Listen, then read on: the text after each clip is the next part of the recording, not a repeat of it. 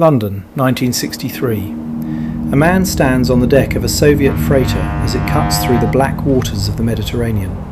The wind is cold. Behind him lies Britain. Ahead of him, the Soviet Union. He has spent decades preparing for this moment. To the British government, he is a senior intelligence officer, a trusted insider, a patriot.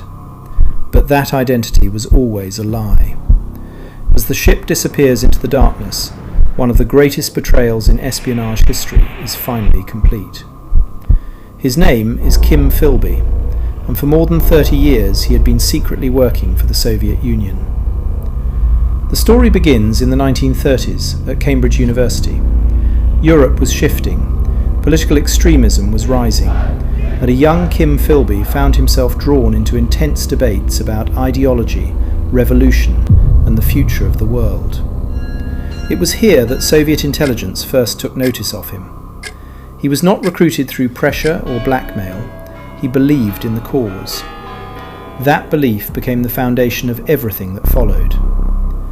Philby was brought into Soviet intelligence networks while still a student, becoming part of what would later be known as the Cambridge Spy Circle.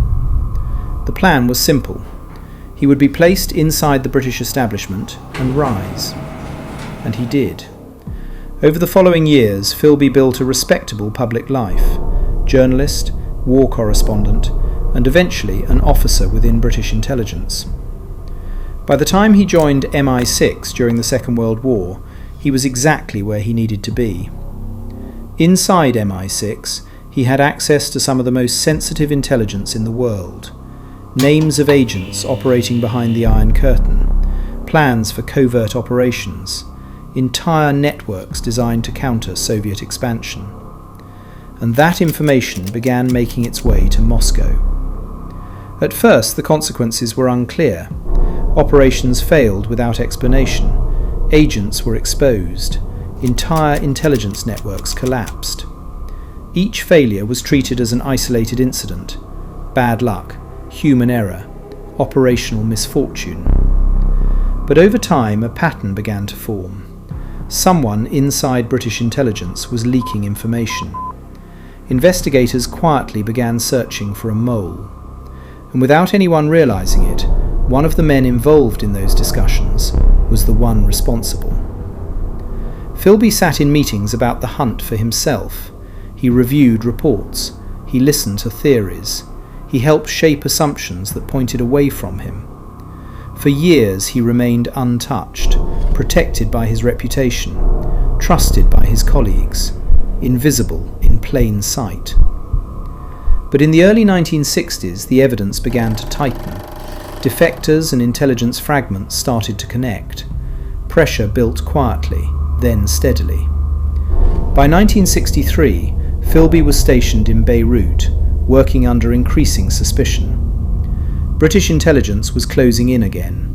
This time there would be no escape through silence. In January 1963, before he could be formally arrested or publicly exposed, Kim Philby disappeared. He boarded a Soviet freighter in Beirut and defected to Moscow. There was no pursuit, no confrontation, no dramatic arrest, just a quiet departure across the Mediterranean. In the Soviet Union, he was initially welcomed as a major intelligence success, a man who had delivered secrets from the very heart of British intelligence for decades. But the reality of his new life was far less powerful than the one he had left behind. There were no operations left for him to run, no agents to handle, no intelligence networks to control. He lived in relative isolation in Moscow, a former master of secrets, reduced to a symbolic figure of Cold War espionage. The world he had once shaped continued without him. Philby had been recruited in the 1930s not for money, but ideology, a belief formed in his Cambridge years that defined his entire life.